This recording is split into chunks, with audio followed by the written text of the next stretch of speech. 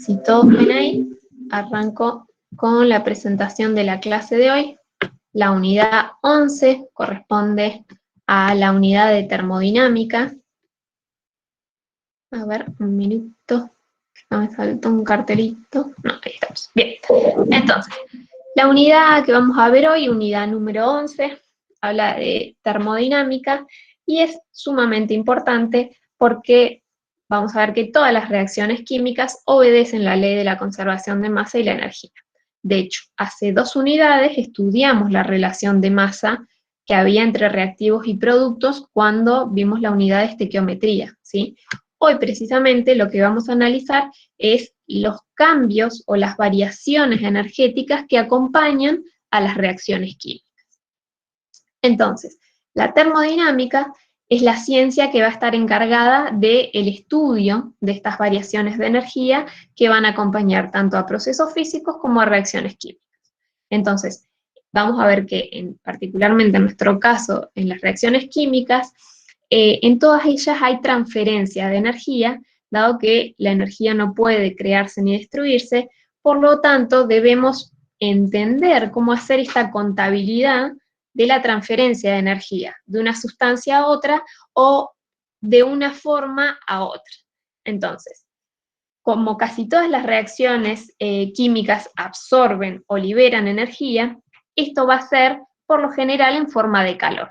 Por eso el término termo, ¿sí? Entonces es importante que entendamos la diferencia entre energía térmica y el calor, ¿sí? ¿Cuál es ¿se imaginan cuál es la diferencia entre energía térmica y calor?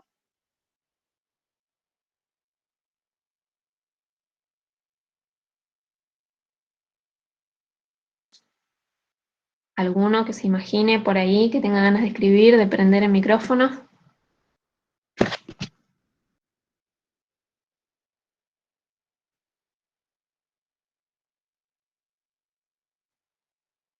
¿Están ahí? ¿Quedó alguien? Ah, bien, es mi red, perdón.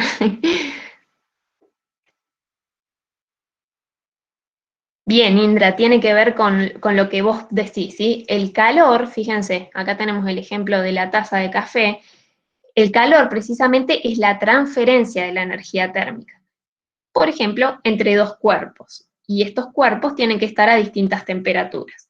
Vamos a ver entonces que el flujo de calor se va a establecer desde un objeto caliente a uno frío, ¿sí? Por ejemplo, en el caso de la taza de café que estamos viendo acá, la cuchara está fría y se calienta cuando la introducimos en la taza, mientras que el café se va a ir enfriando para alcanzar el equilibrio térmico. Entonces, particularmente, hay 2 aspectos principales de la termodinámica, y estos son la termoquímica, que va a tener que ver con la manera en la que medimos y predecimos las variaciones de energía, y por otro lado, la espontaneidad de los procesos, que nos va a permitir predecir qué tan factible es que ocurra una reacción química, particularmente en nuestro caso, ¿sí?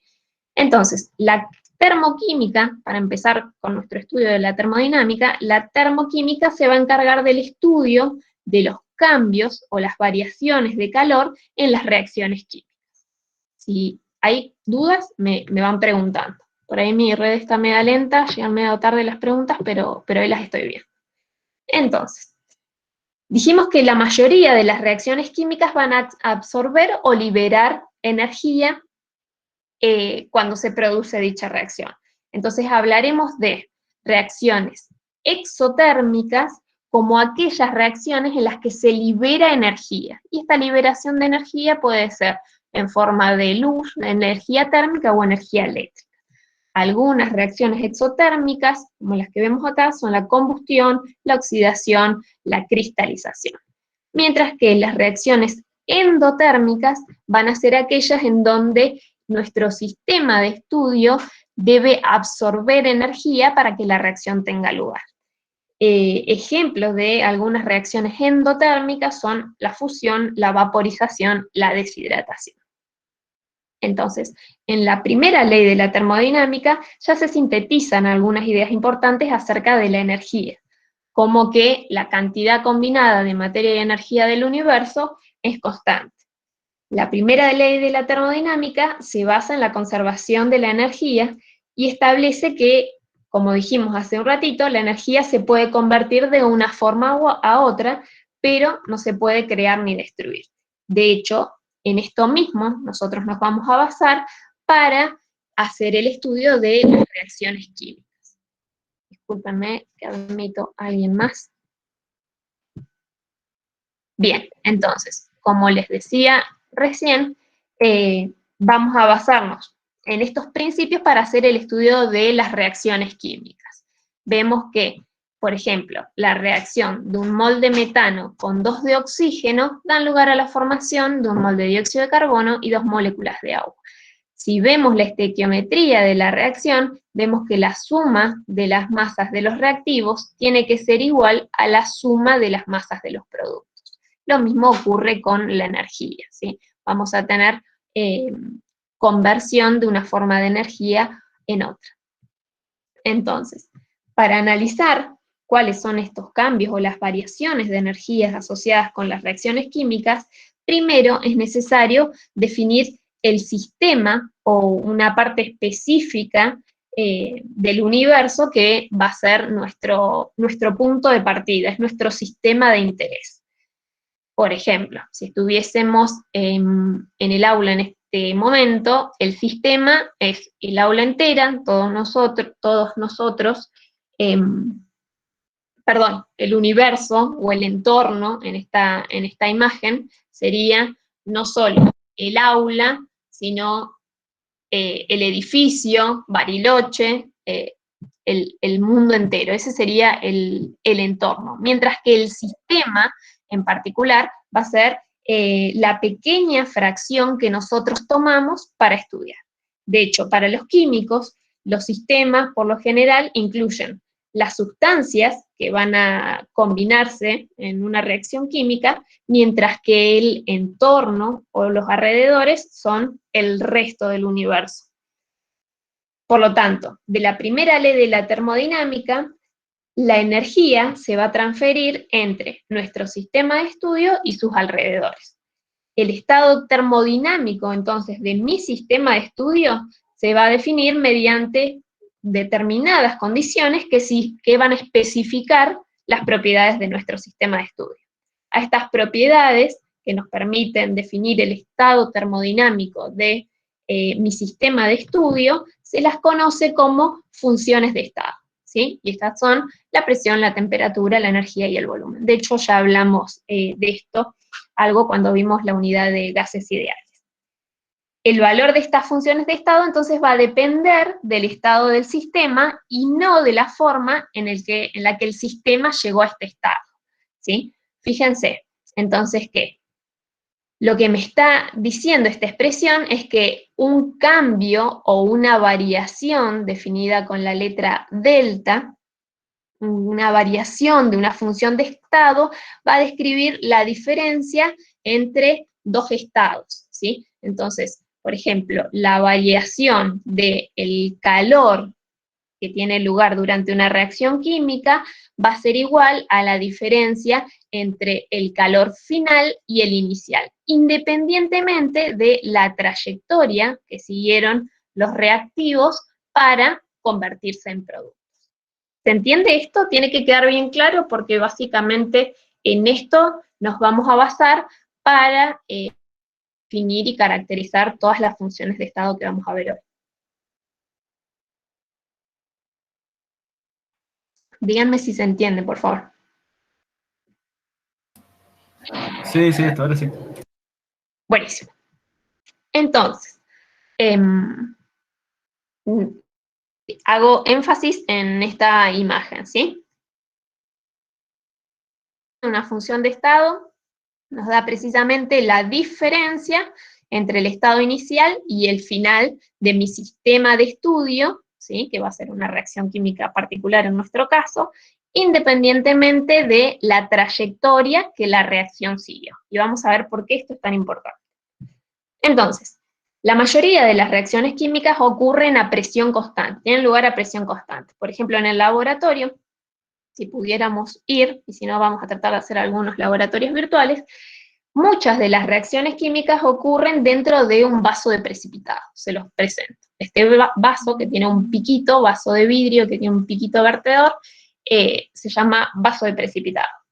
Este vaso, como ven, no tiene tapa, ¿sí? Está abierto a los alrededores, por lo tanto, su presión es aproximadamente de 1 atmósfera. Entonces, para medir el calor que va a absorber o liberar nuestro sistema de estudio durante un proceso o la reacción química a presión constante, se utiliza una propiedad llamada entalpía.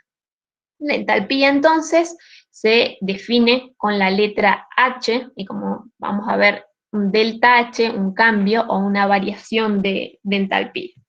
La entalpía es una propiedad extensiva, ¿sí? ¿Qué nos quiere decir esto? Que la magnitud de la entalpía va a depender de la cantidad de materia presente en nuestro sistema.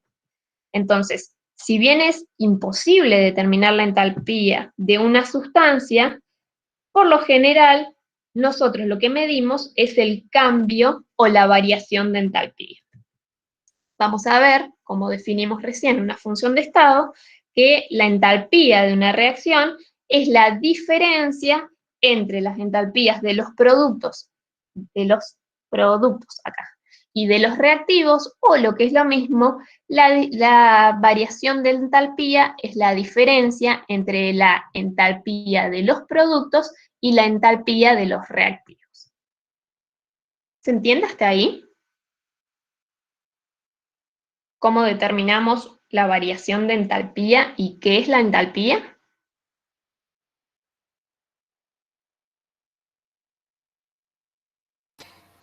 Matías.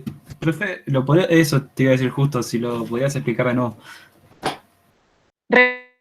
Díganme si se corta mucho, yo los escucho medio entrecortados, pero repito.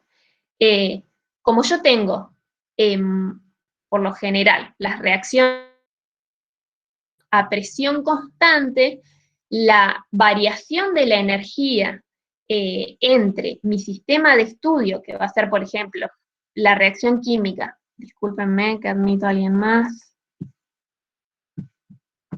Perdón. Ahí volví. Entonces, lo que decía, como, perdón, discúlpenme, acá estamos. Bien. Como yo voy a llevar a cabo una reacción química, dijimos por lo general, en solución a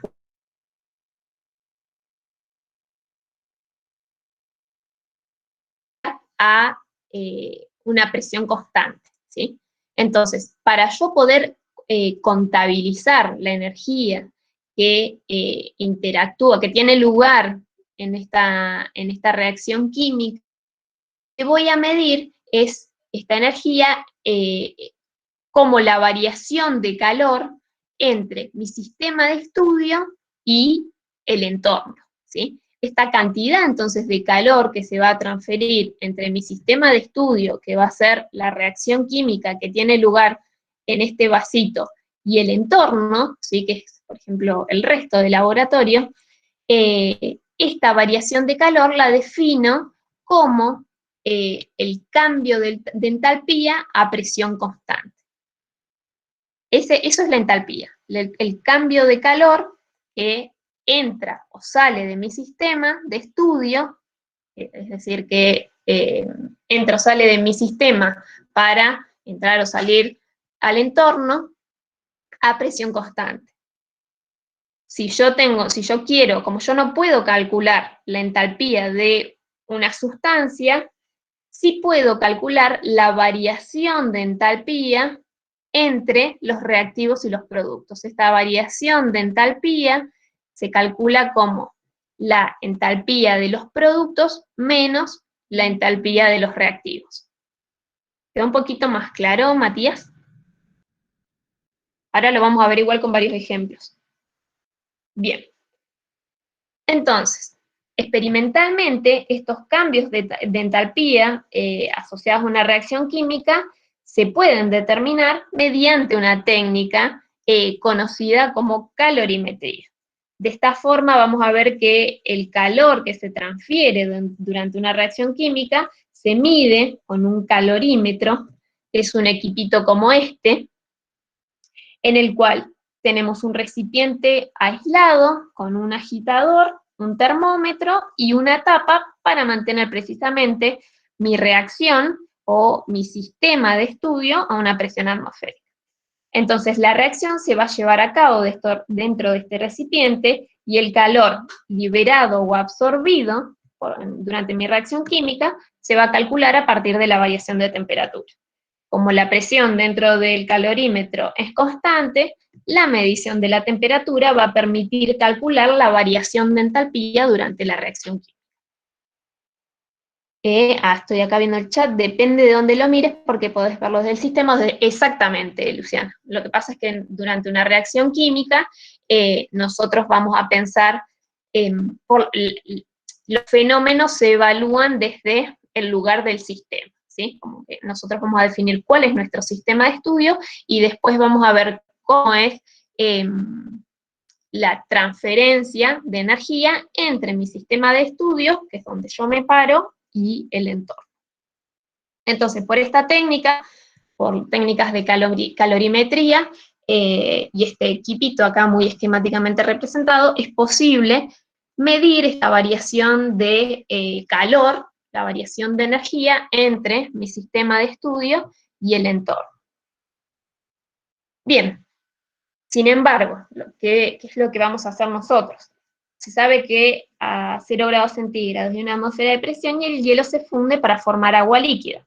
De hecho, experimentalmente se midió que por cada mol de hielo que se convierte en agua líquida, en estas condiciones, es decir, en nuestro caso, el hielo absorbe 6 kilojoules por mol, ¿sí? La variación de energía, calor, ahora vamos a ver qué sucede con los signos, la variación de energía entonces es de 6 kilojoules por mol.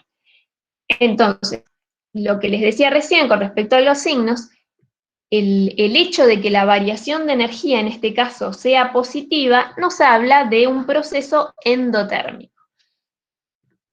En este tipo de cambio físico, vemos que nuestro sistema de estudio, que es el hielo, absorbe energía para pasar del agua en estado sólido a estado líquido. Esta ecuación, que representa entonces el cambio en el estado de agregación del agua, muestra no solo la variación de entalpía, sino también las relaciones de masa para la fusión de hielo. Fíjense que en esta reacción estamos viendo también cómo es la estequiometría de la reacción, que en este caso es extremadamente simple. Entonces, este tipo de reacción es la reacción representada por esta ecuación química, se denomina ecuación termoquímica, ¿sí? Es una ecuación que nos muestra entonces no solo la variación de entalpía que tiene lugar en la reacción química, sino también la relación de masa entre reactivos y productos. Esta es una ecuación termoquímica y son el tipo de ecuaciones que vamos a ir viendo. No solo las ecuaciones como las veníamos viendo hasta acá, sino también el calor asociado a la absorción o liberación de calor desde mi sistema hacia el entorno. Si ahora graficamos, por ejemplo, la variación de energía, vemos que, si ven acá, si graficamos la variación de energía, vemos que la energía de los productos es mayor, los productos tienen mayor entalpía que los reactivos. Entonces el calor, esto nos quiere decir que el calor fluye desde los alrededores hacia el sistema, y por lo tanto la entalpía tiene signo positivo. Esta es una reacción endotérmica, y es lo que nos estaba mostrando la ecuación termoquímica, ¿sí? Un valor positivo de entalpía nos está diciendo que la energía de los productos es mayor a la de los reactivos, precisamente el sistema de estudio, es decir, el cubito de hielo, tiene que absorber energía del entorno para fundirse y convertirse en agua en estado líquido. ¿Se entiende la convención de signos? Entalpía positiva, ¿sí? Variación de cambio de calor positivo, nos está diciendo entonces la absorción de calor desde el sistema. En realidad el sistema de estudio absorbe energía, absorbe calor para que tenga lugar, en este caso, la transformación física. Como dice acá, este cambio o variación de entalpía siempre se refiere a la variación de entalpía por mol de reacción. Por eso las unidades son kilojoule por mol. Y cuando decimos mol, hablamos de los moles de sustancia que aparecen en la ecuación balanceada. Por eso es sumamente importante, como vieron en la unidad de estequiometría en adelante, que antes de realizar cualquier resolución de ejercicios, necesitamos corroborar que la ecuación química esté balanceada. Entonces, veamos otro ejemplo.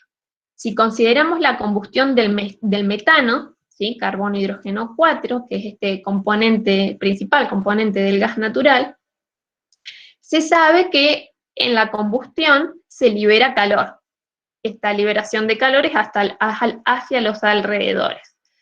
Por lo tanto, nosotros lo podemos pensar como si tenemos un papel, lo estamos quemando, se está produciendo una combustión, por lo tanto, este proceso es un proceso exotérmico, ¿sí? Se está liberando calor desde mi sistema de estudio hacia el entorno.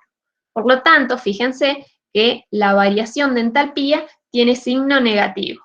En este caso, si volvemos a ver cómo es la variación de energía, vemos que los productos tienen menos energía que los reactivos, entonces esto nos está diciendo precisamente lo mismo, que el calor ha pasado desde el sistema hacia los alrededores. Esta es una reacción exotérmica, exo de afuera, por lo tanto el calor fluye hacia el exterior.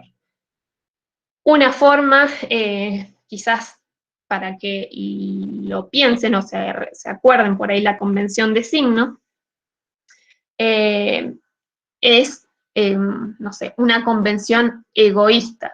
Si vos das calor, por ejemplo, si liberás calor, es negativo, esta es una reacción exotérmica, mientras que si te lo dejás, si lo absorbes, el calor es positivo. Eso es una reacción endóterma. Es una convención. Entonces, hasta ahora vimos que es posible determinar la variación de entalpía de una reacción midiendo el calor absorbido o liberado a presión constante. Si recordamos entonces esta expresión para la variación de entalpía, como la entalpía de los productos menos la entalpía de los reactivos, vemos que este delta H, este cambio de entalpía, también se puede calcular si conocemos las entalpías reales de los reactivos y de los productos. Inicialmente dijimos que no era posible medir el valor absoluto de entalpía de una sustancia. Sin embargo, lo que podemos hacer es conocer el valor relativo a partir de la comparación con un valor de referencia. Entonces, cuando hablamos de estado normal o estándar, nos vamos a referir a un elemento o sustancia en su forma pura más estable, a una presión normal de una atmósfera y por lo general una temperatura de 298 Kelvin. Si no lo especifican las tablas, la temperatura es de 298 Kelvin. Entonces, específicamente, el estado normal de una sustancia pura en su fase líquida o sólida es el líquido o sólidos puros normales. El estado normal de un gas es dicho gas a una atmósfera. En una mezcla de gases, la presión parcial debe ser una atmósfera. Y el estado normal de una sustancia en solución va a ser dicha sustancia a una concentración 1 molar. Ya vamos a ver ejemplos de esto y va a quedar claro. Pero básicamente cuando hablamos de estado normal o estándar, el estado termodinámico normal de una sustancia o un elemento es aquella forma en la que la sustancia o el elemento es más estable a una presión de una atmósfera y a 298 grados Kelvin. Entonces, para indicar un cambio a presión normal o a presión de una atmósfera, agregamos este superíndice 0, donde el cambio de entalpía normal de una reacción se va a referir a la variación de entalpía cuando una cantidad específica de moles de reactivo se convierten por completo en una cantidad específica de moles de producto. ¿Qué quiere decir esto? Estamos considerando una reacción completa. Entonces, para conocer el valor relativo de entalpía de una sustancia, el punto de referencia es la entalpía molar normal de formación, que se refiere a la variación de calor que tiene lugar cuando un molde compuesto se forma a partir de sus elementos a partir de una presión de una atmósfera. Esta entalpía molar normal de formación de cualquier elemento en su forma más estable es igual a 0. Entonces, para una sustancia en estado puro, la entalpía molar normal de formación en su estado normal es igual a 0 y ya lo vamos a ver en un ejemplo. Exacto, Luciana. ¿Por qué es importante entonces conocer las entalpías normales de formación? Porque básicamente nos permite, a partir de conocer estos valores, nos permite calcular la entalpía normal de una reacción. La entalpía normal de formación nos permite calcular la entalpía normal de una reacción, que se va a definir como la entalpía de esta reacción que se lleva a cabo en una atmósfera.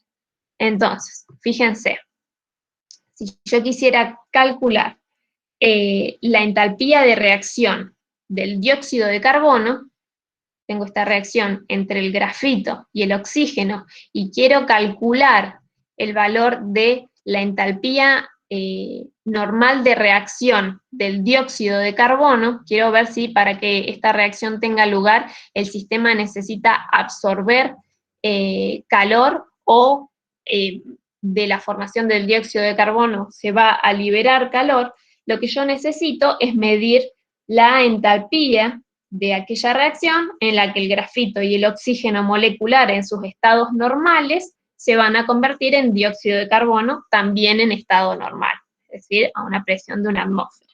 Entonces, ¿cómo les parece que yo podría calcular, acá ya tengo el valor, pero vamos a ver cómo se determina, cómo les parece que yo puedo calcular esta entalpía normal de reacción para esta reacción química?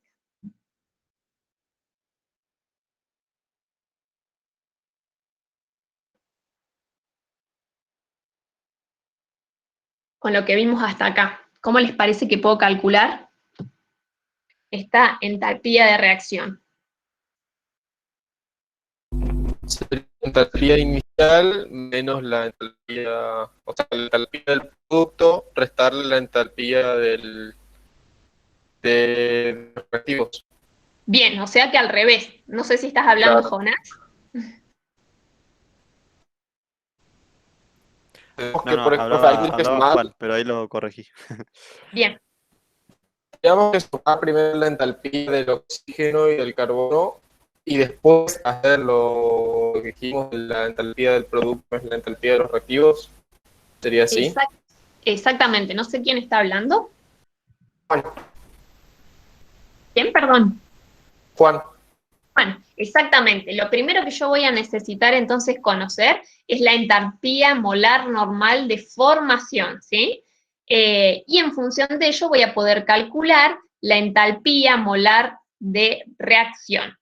De hecho, vamos a ver que para calcular esta variación de entalpía de reacción necesito conocer las entalpías molares normales de formación de estos reactivos, ¿sí? Entonces, esta variación de entalpía, y por favor, léanlo muchas veces, cuando hagan las prácticas, háganlas a conciencia, se calcula como la variación de entalpía entre los productos y los reactivos, ¿sí? No al revés, eso quede claro. Entonces, la variación de entalpía de la reacción es igual a la entalpía de los productos menos la entalpía de los reactivos, ¿sí?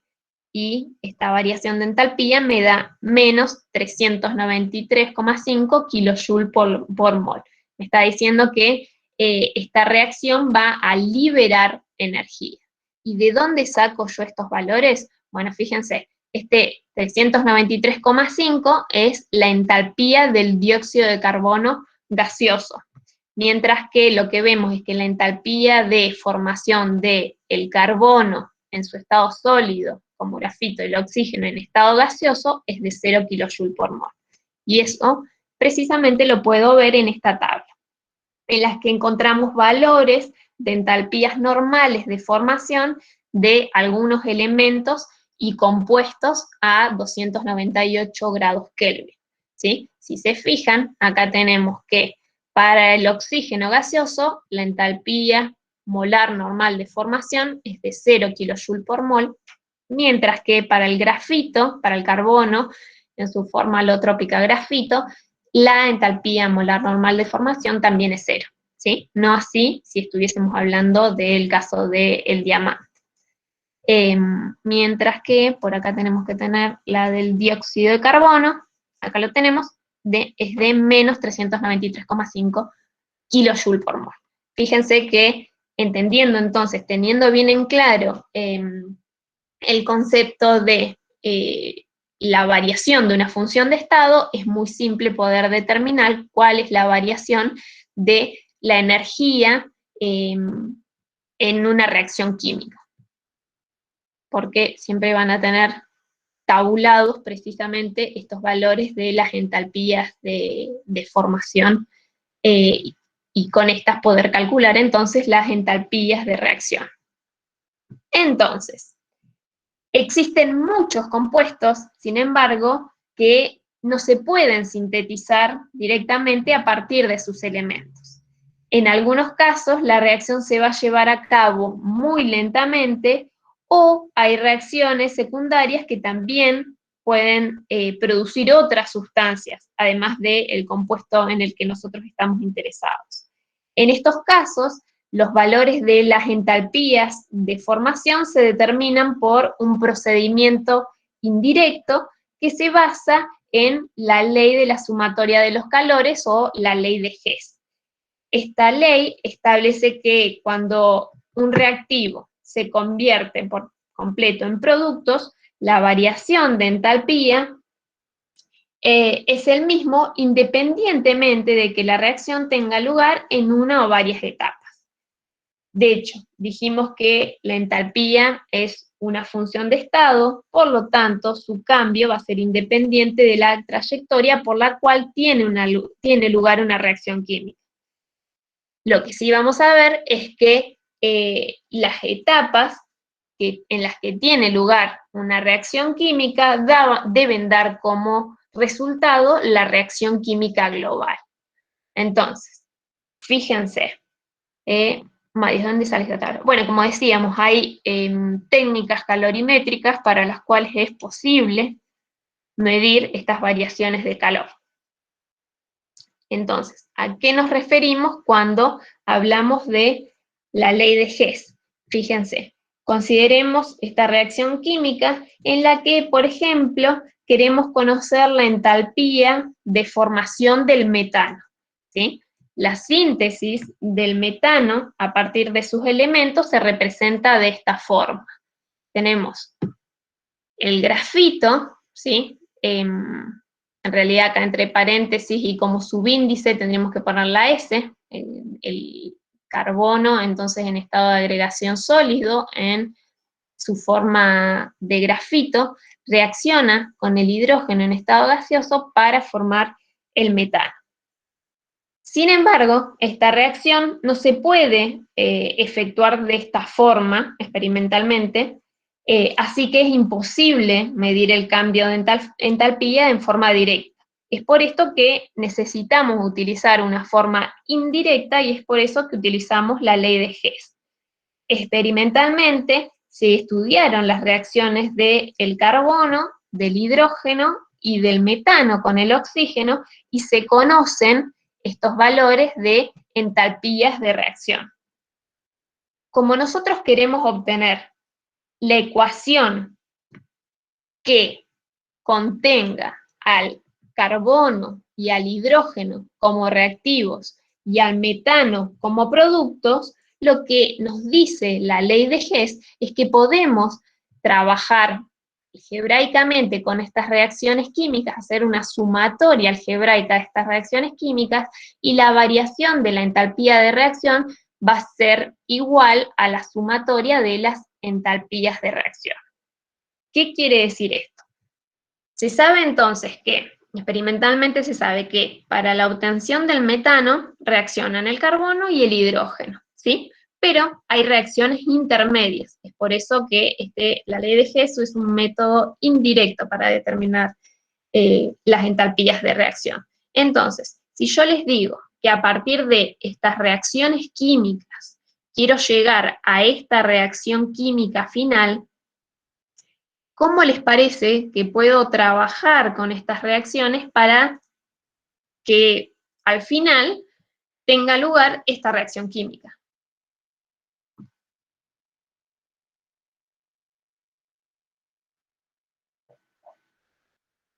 ¿Alguien se imagina qué puedo hacer con estas reacciones? Bueno, ya se los dije en parte, pero yo sé que mi ecuación final tiene que tener carbono, ¿sí? Grafito e hidrógeno como reactivos y metano como producto.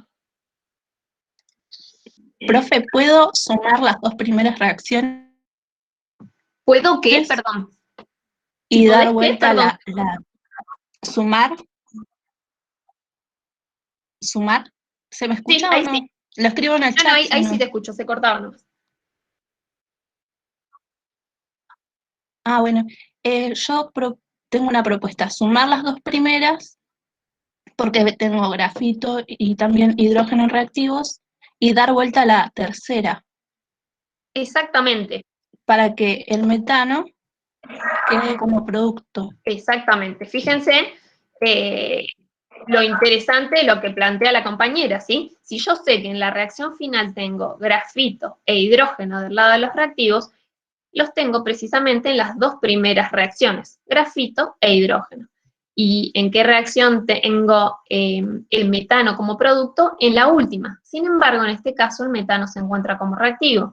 Entonces, la forma en que yo puedo tener el metano como producto es invirtiendo la reacción química. Entonces, ¿cómo voy a trabajar con estas reacciones químicas para combinarlas y llegar a la ecuación general, que es esta que tengo yo acá resaltada? Es precisamente como lo explicó recién la compañera. Fíjense, tenemos las dos primeras reacciones químicas y la última, que es a la que yo invertí para tener el metano del lado de los productos. Sumamos las dos primeras, donde tengo grafito y el hidrógeno, que van a actuar como reactivos. ¿Y qué es lo que veo yo acá? Fíjense, de este lado tengo reactivos y de este lado tengo productos, ¿sí? Pero fíjense que hay sustancias que se repiten de un lado y del otro. Si esto es así, las puedo simplificar. Por ejemplo, ¿qué se repite del lado de los reactivos con respecto al lado de los productos?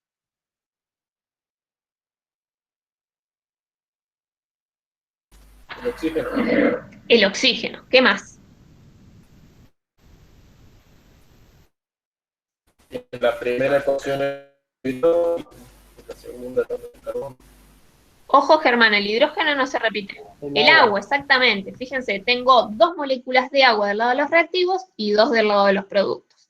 Lo mismo ocurre con el oxígeno, ¿sí? Del lado de los productos, acá. Tengo dos moléculas de oxígeno y acá tengo una, dos, ¿sí? Las simplifico. ¿Y qué más? el agua, el oxígeno, ¿algo más?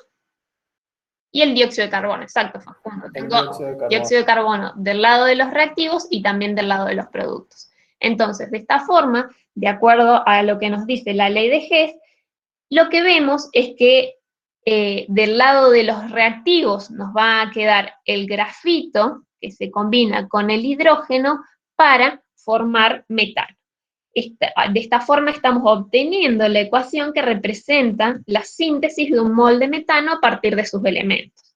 La regla general, entonces, para aplicar la ley de Hess es que debemos acomodar una serie de reacciones químicas que corresponden a las etapas de la reacción, de manera que cuando hagamos la suma algebraica de las reacciones, se cancelen todas las especies, excepto aquellas en las que los reactivos van a aparecer a la izquierda y los productos del lado derecho, y estas van a ser las que estén presentes en la reacción global. Como nosotros estamos haciendo una sumatoria de las reacciones, también voy a hacer la sumatoria de las entalpías de reacción, con una pequeña salvedad, en la que, si ustedes se fijan, las reacciones 1 y 2 las escribimos tal cual, y se sabía, estaban calculados que las entalpías de reacción para estas reacciones tenían estos valores, ¿sí? De menos 393 kilojoules, es decir, que para que esta reacción tenga lugar, se liberan 393 kilojoules por mol. En el segundo caso se liberan los 571,6 kilojoules por mol, pero de acuerdo a la tercera reacción química, fíjense que para tener el metano del lado de los productos, la invertimos. Por lo tanto, el signo de la variación de entalpía también cambia. ¿Por qué? ¿Qué me está diciendo esto? Que la reacción entre metano y oxígeno para formar dióxido de carbono y agua, es decir, esta reacción de combustión, tiene lugar con la liberación de 890 kilojoules por mol, ¿sí? Y tiene sentido, porque es una reacción de combustión. Sin embargo, en este caso, en el que yo necesito el metano del lado de los productos, la energía no se libera, sino que debe ser absorbida para que tenga lugar la reacción. Por lo tanto, cambio el signo. De la sumatoria, entonces, de las variaciones de entalpía de reacción, yo tengo el cambio de entalpía de la reacción para la formación de un mol de metano. ¿Se entendió? Esto es lo que explica la ley de Hess. Es un método indirecto para calcular la entalpía de reacción, la variación de la entalpía de reacción.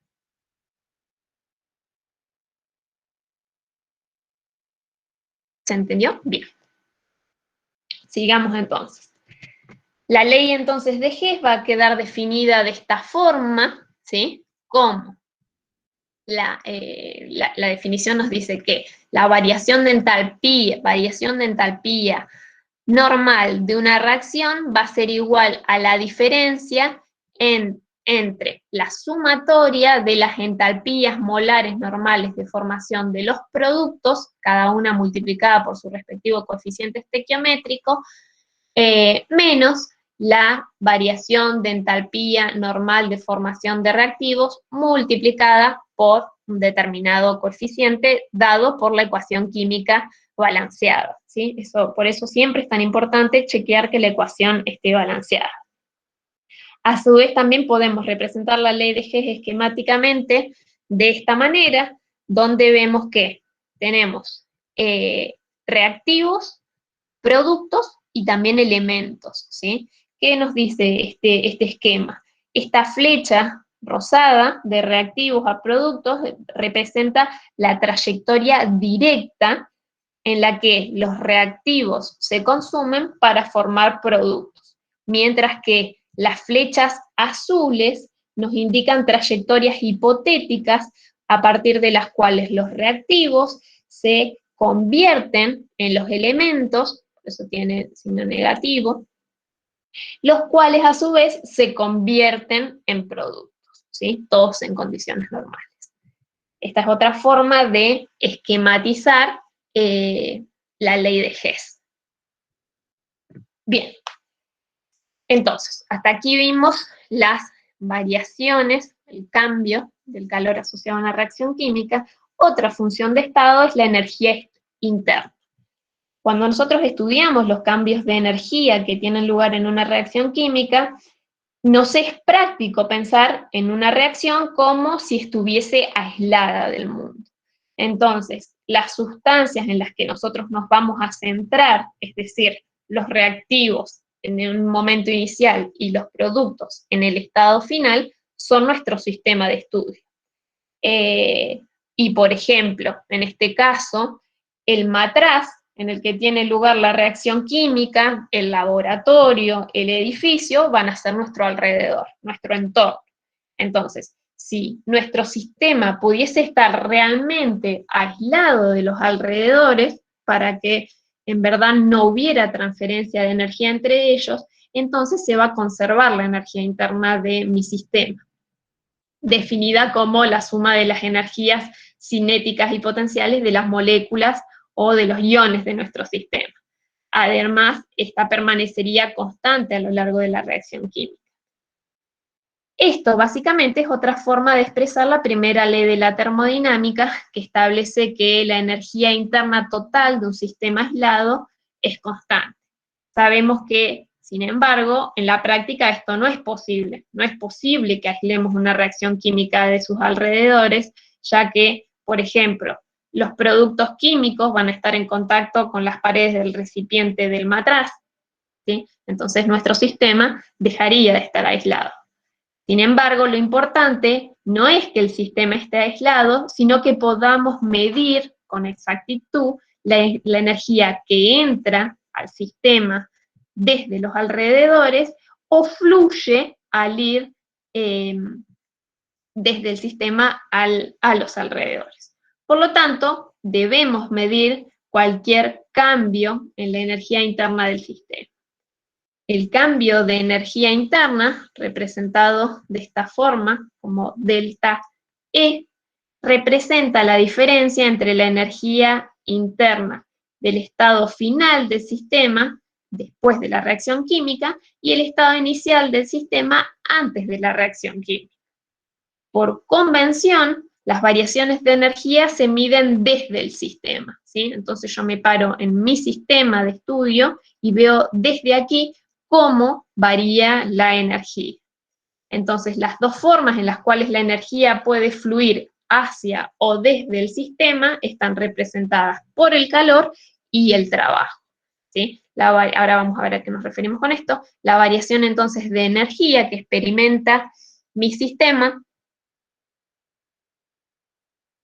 absorbe el sistema y la cantidad de trabajo que realiza. Fíjense, de acuerdo entonces a la convención de signos, si yo me paro acá, mi reacción química, mi sistema de estudio, veo que, tengo esta convención de signos, donde Q representa el calor y W el trabajo. Dijimos que para que tenga lugar esta reacción química, el sistema puede absorber energía, y estaríamos hablando de una reacción endotérmica, o podría liberarse calor desde mi reacción, y estaríamos hablando de una reacción exotérmica, pero también es posible que el sistema realice trabajo, y el valor de W, de work, de trabajo, sería negativo, o que se realice trabajo sobre mi sistema de estudio, y en este caso tendría un trabajo positivo, perdón nuevamente. Entonces, cualquier energía que fluya desde mi sistema hacia los alrededores tiene signo negativo, ¿sí? Ya que el sistema ha perdido esta energía, ya sea liberando calor o realizando trabajo. De esta forma, la energía final es menor que la energía inicial del sistema. Mientras que cualquier energía que fluya hacia el sistema desde los alrededores tiene signo negativo, porque el sistema ha ganado energía. Es decir, la energía final, o la de los productos, es mayor que la energía inicial o de los reactivos.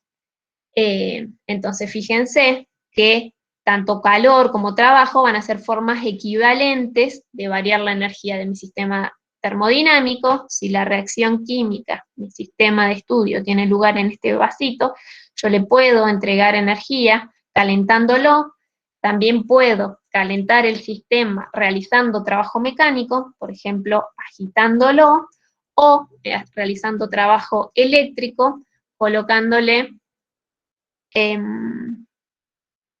no me sale el nombre, bueno, entregándole, puedo realizar trabajo eléctrico sobre mi sistema de estudio, gracias Germán, una resistencia, y calentando entonces el entorno está entregando, o los alrededores están entregando, haciendo, más bien, el entorno está realizando un trabajo sobre mi sistema de estudio, en este caso el vasito de precipitado. Entonces, inicialmente dijimos que había dos aspectos principales de la termodinámica: la termoquímica y la espontaneidad de los procesos. Un aspecto fundamental entonces de la termodinámica es poder predecir si un proceso tiene lugar en determinadas condiciones. Entonces, un cambio en el que los productos son termodinámicamente más estables que los reactivos, se dice que favorece la reacción directa o la formación de productos, y por lo tanto estamos hablando de un proceso espontáneo, ¿sí? Mientras que un cambio en el que los productos son termodinámicamente menos estables que los reactivos, hablamos de que se favorece la reacción inversa, es decir, la formación de reactivos, y que por lo tanto la reacción no es espontánea, ¿sí? ¿A qué nos referimos con esto? Podemos decir que una reacción química o un cambio físico es espontáneo cuando tiene lugar sin que haya una influencia externa que impulse ese cambio físico o reacción química. Por ejemplo, fíjense, la pérdida de calor de un metal caliente a sus alrededores más fríos, ¿sí?, es una reacción espontánea. Lo mismo en el caso, tenemos una taza de té caliente, esta va a liberar calor, ¿sí?, hacia el entorno, hacia los alrededores, por lo tanto estamos hablando de una reacción espontánea. Mientras que, ¿qué estamos diciendo en una reacción entonces espontánea? Que termodinámicamente los productos son más estables que los reactivos, ¿sí? El punto final es más estable que el inicial, por lo tanto se favorece la reacción en la que tienen lugar la formación de productos, valga la redundancia. Mientras que una reacción no es espontánea cuando los productos son menos estables que los reactivos. Entonces, hay dos factores que van a afectar la espontaneidad de un proceso, y estos son que la espontaneidad se va a favorecer cuando se desprende calor, es decir, cuando tiene lugar una reacción exotérmica. Pueden ver por qué en este caso, por ejemplo, el hierro caliente constituye un cambio físico espontáneo. ¿Lo pueden ver?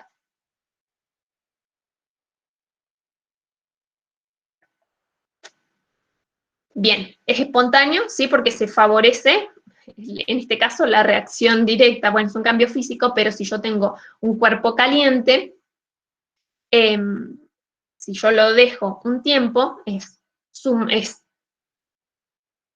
porque es más estable el hierro. Claro, en realidad tengo un hierro caliente, el cambio físico espontáneo va a representar el desprendimiento de calor de ese hierro caliente hacia el entorno. Por otro lado, el otro factor que va a afectar la espontaneidad de un proceso es el incremento de desorden. Entonces vamos a ver que para que un cambio físico, una reacción química sea espontánea,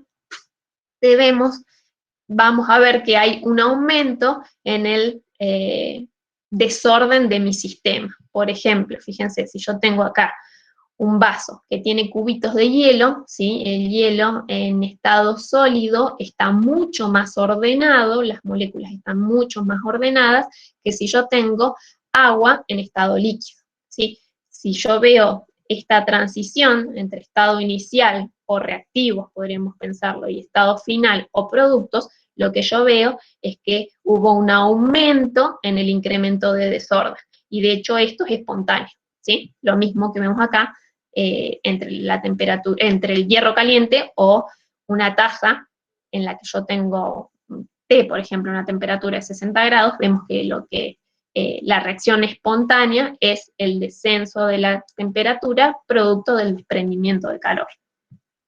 Entonces, para predecir la espontaneidad de un proceso, necesitamos conocer la variación o el cambio de entalpía, que es equivalente a la variación de energía para la mayoría de los procesos, y por otro lado, la entropía. Precisamente la entropía nos habla de, o es una medida del desorden o la aleatoriedad de un sistema, de mi sistema de estudio.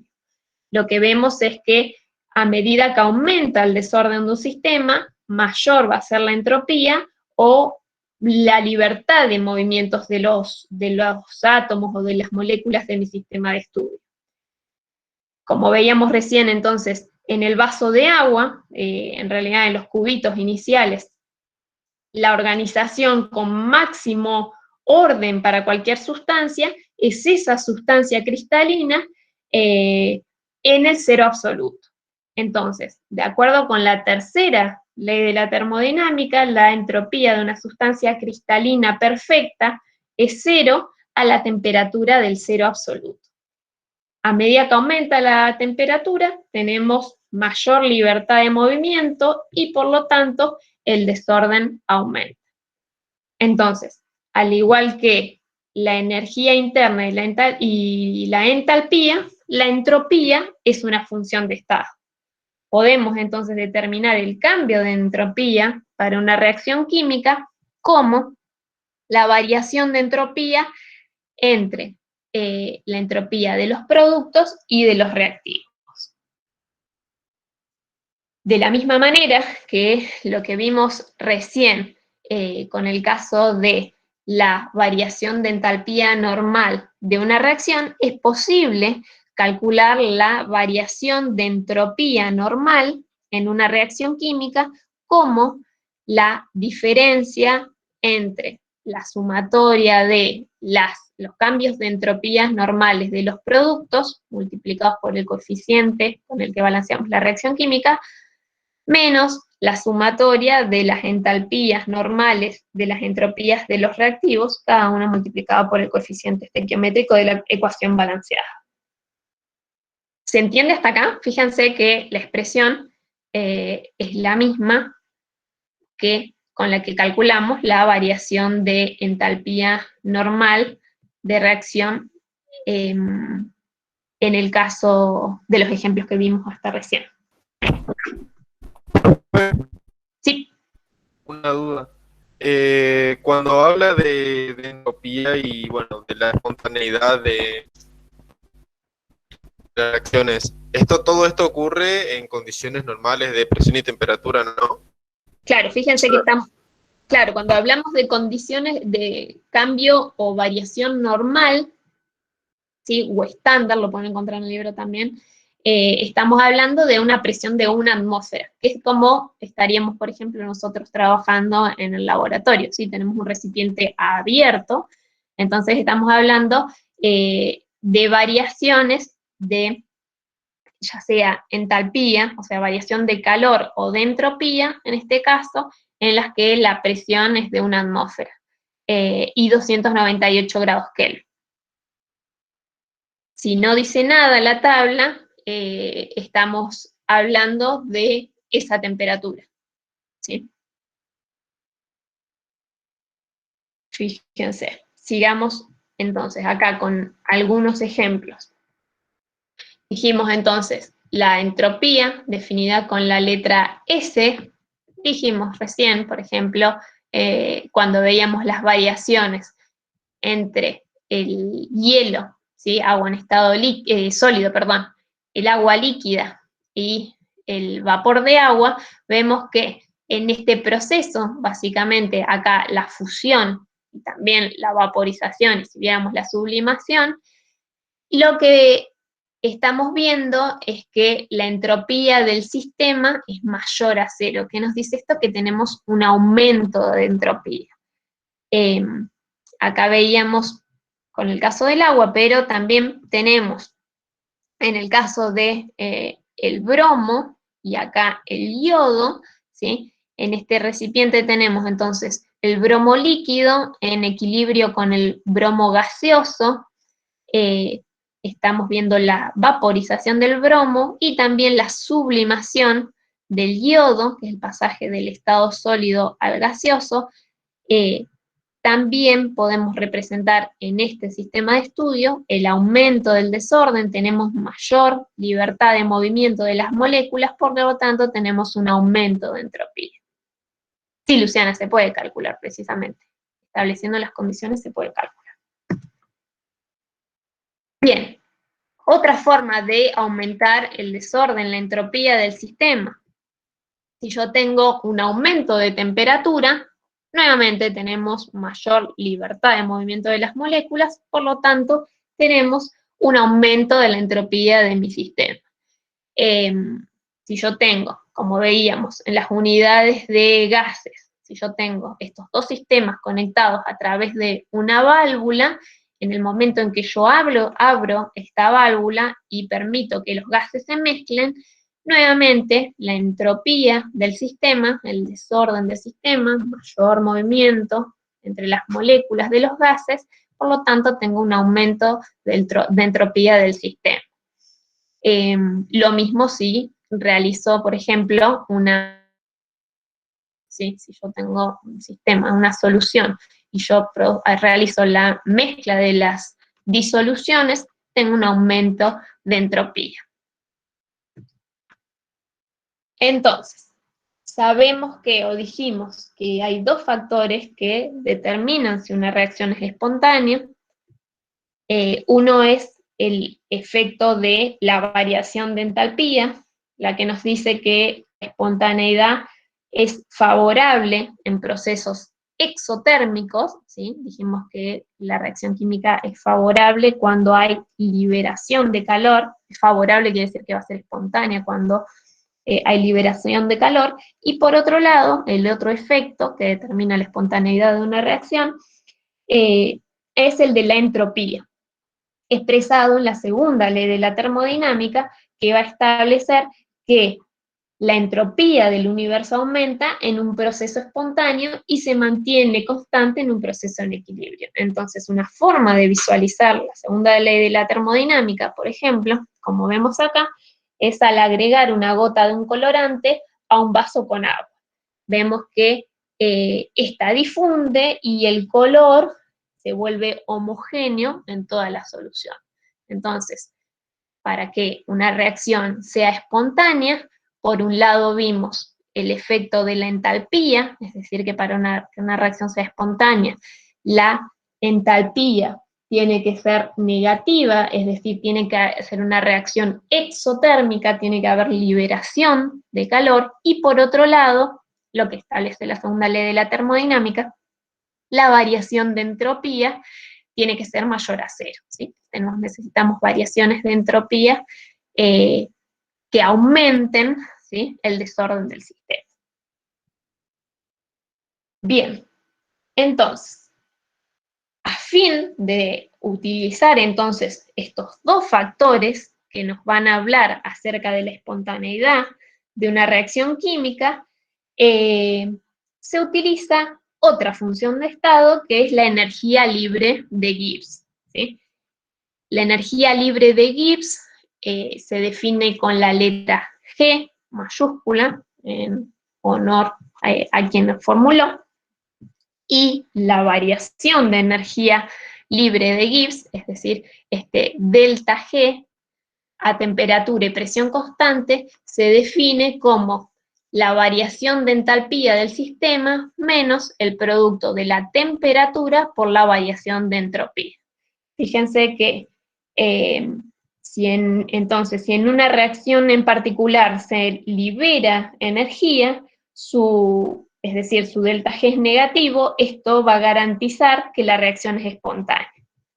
Lo que vemos entonces, a partir de la expresión del cambio de energía libre de Gibbs, es precisamente el efecto de los dos factores que nombrábamos, que para que una reacción química sea espontánea, delta H, es decir, el cambio de entalpía, debe ser negativo, es decir, se debe liberar calor, y por otro lado, la entropía del sistema tiene que aumentar.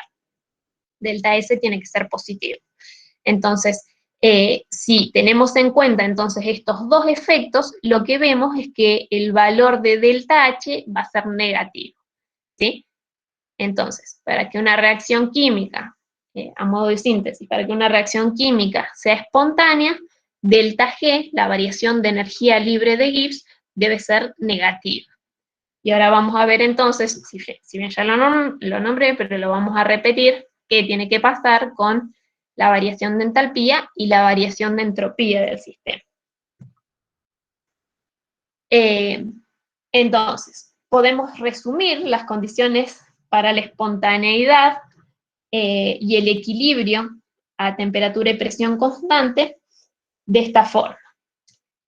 Si delta G es, veamos, delta G es negativo, si la variación de energía libre de Gibbs es negativa, la reacción es espontánea.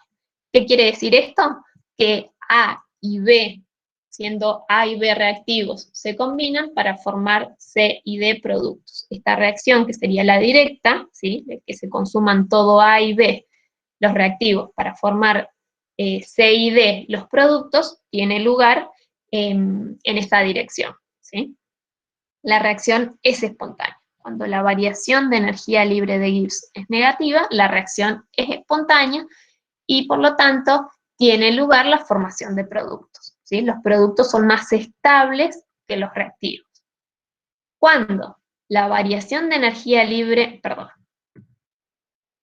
cuando la variación de energía libre de Gibbs es positiva, la reacción no es espontánea, ¿sí? Entonces, la formación de productos no es viable y, por lo tanto, tiene lugar la formación de reactivos.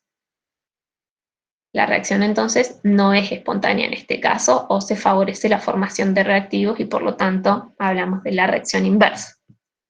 Mientras que cuando la variación de energía libre de Gibbs es cero, hablaremos de un sistema en equilibrio, y esto lo vamos a volver a nombrar dentro de un par de clases.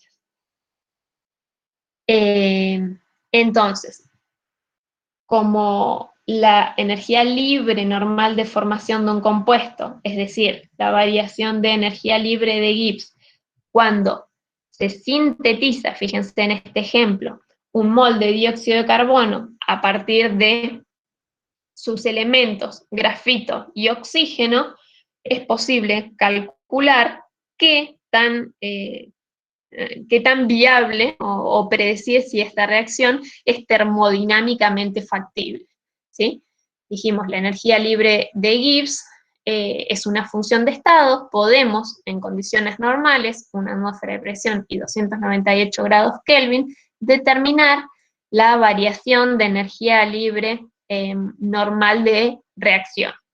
Sabemos que la energía libre de formación del grafito y el oxígeno es cero, por lo tanto, la variación de la energía libre de reacción para la formación de un mol de dióxido de carbono, fíjense que tiene la misma forma, acá hay 2F, esto es productos menos reactivos, ¿sí? Esta es inicial, la de los elementos en su estado normal es cero, por lo tanto, en esta reacción química vemos que es termodinámicamente factible, ¿sí? Que vemos que la variación de energía libre de la reacción es negativa, tiene un valor negativo de menos 394 kJ por mol, por lo tanto la reacción es espontánea.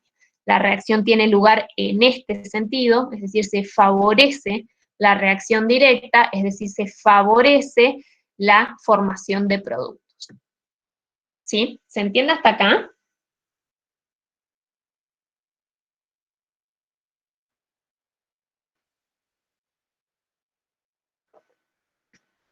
Bien.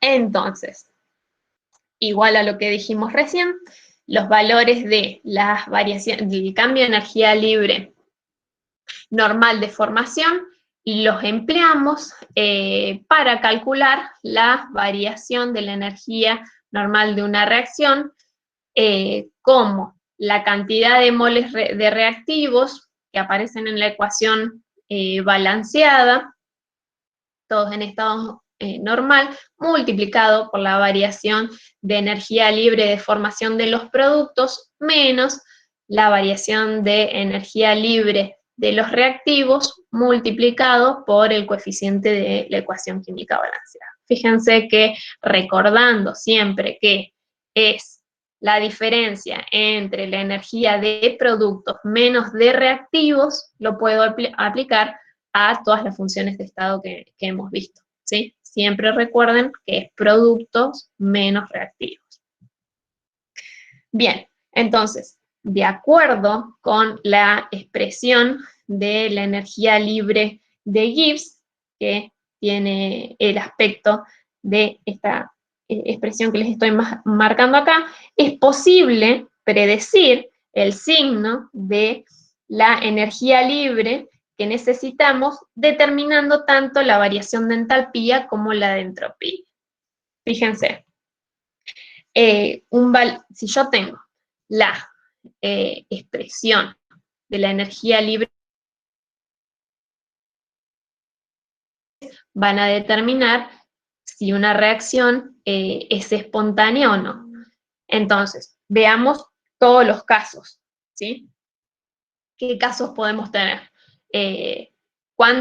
Haciendo un repaso, cuando dijimos que una reacción es espontánea desde el punto de vista de la entalpía, ¿cómo tenía que ser la entalpía para que una reacción fuera espontánea? Negativo. ¿Y qué quiere decir una entalpía negativa? ¿Una reacción exo o endotérmica? Es una reacción exotérmica. ¿Cómo? Es una reacción exotérmica. Exotérmica, exactamente. Perdón, se me corta a mí. Exotérmica, ¿sí? Estoy liberando energía. ¿Qué tenía que pasar con la entropía? ¿Tenía que aumentar o disminuir? Debería aumentar, debería ser mayor a 0. Exactamente, la entropía debería aumentar. Entonces, si yo tengo una reacción, fíjense, acá sobre la expresión de la energía libre de Gibbs les voy poniendo los signos. Si yo tengo una reacción, el caso 1, una reacción exotérmica, ¿sí? Tenemos liberación de energía, y a su vez, en esta reacción química hay una entropía positiva, es decir, aumenta el desorden, la variación de energía libre de Gibbs es negativa, por lo tanto estoy hablando de una reacción que es espontánea, ¿sí? ¿Qué pasa en este otro caso?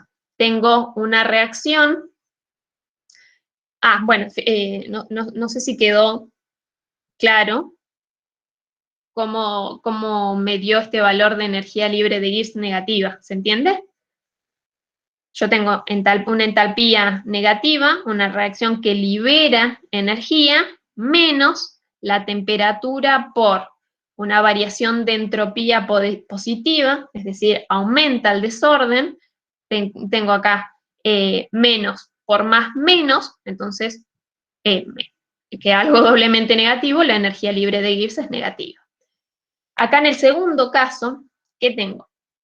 Si la variación de entalpía es positiva, es decir, tengo una reacción endotérmica, mi reacción para tener lugar necesita absorber calor, y por otro lado, tengo una variación de entropía negativa, es decir, disminuye el desorden del sistema.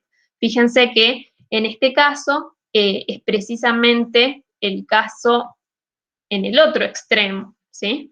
tengo una entalpía positiva, una reacción endotérmica, y una entropía negativa, una disminución del desorden. Entonces, es como si estuviera aplicándolo acá, a la expresión de la energía libre de Gibbs: entalpía positiva menos la temperatura por una entropía negativa, menos por menos es más, por lo tanto, la variación de energía libre de Gibbs va a ser positiva. Esto me habla de una reacción que no es espontánea, ¿sí?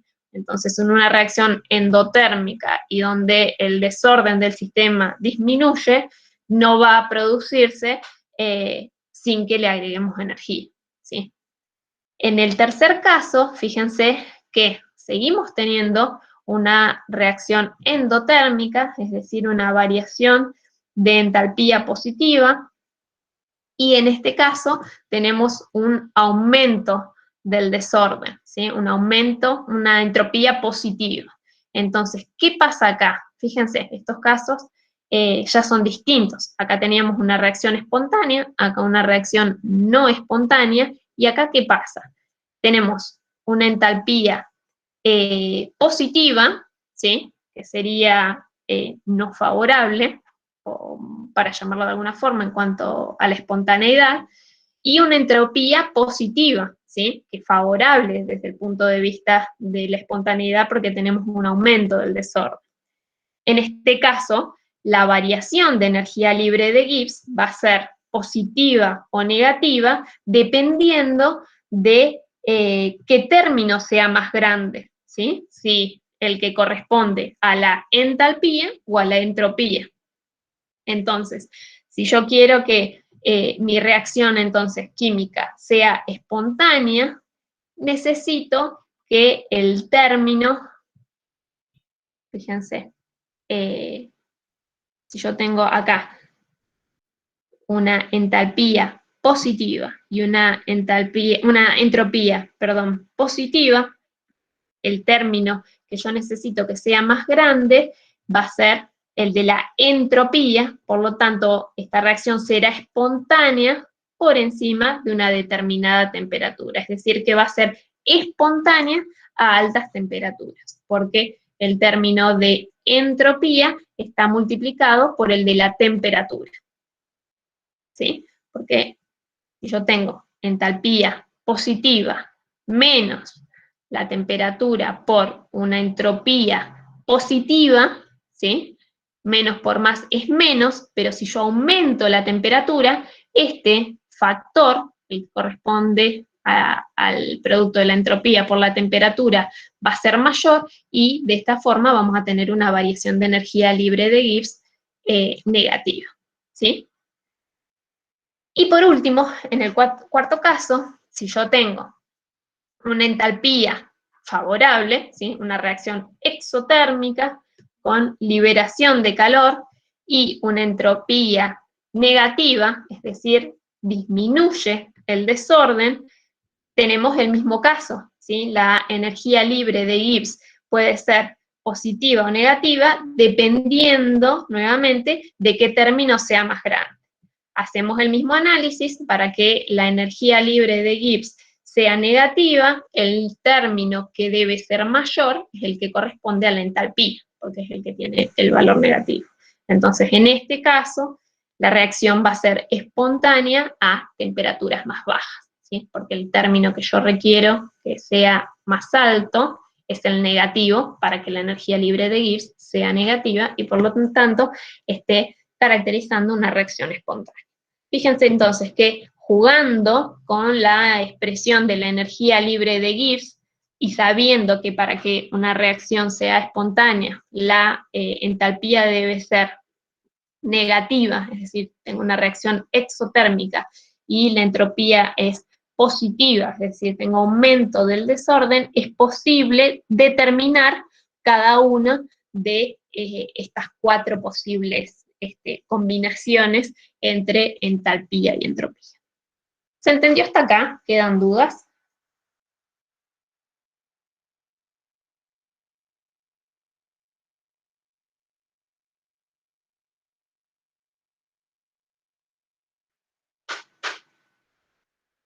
¿Cómo sería, Franco?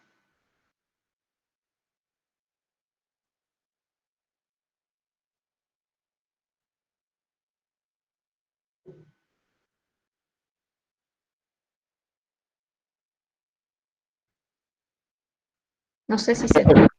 Lo que Franco está queriendo decir es que el columna que dice Sí, en la presentación lo tengo que corregir. Sí, sí, es verdad. Gracias, Franco. Estaba en la presentación hoy cuando vi esta. Eso, chicos, anótenlo, que en la presentación está al revés, precisamente acá.